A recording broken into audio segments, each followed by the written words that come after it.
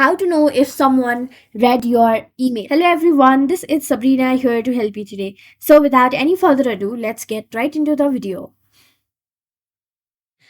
First, open your browser and then search for Mail Tracker.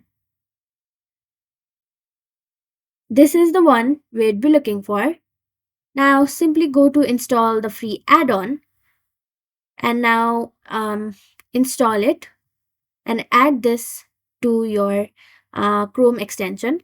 Simply select your account, give all the necessary permissions, confirm, and simply tap allow.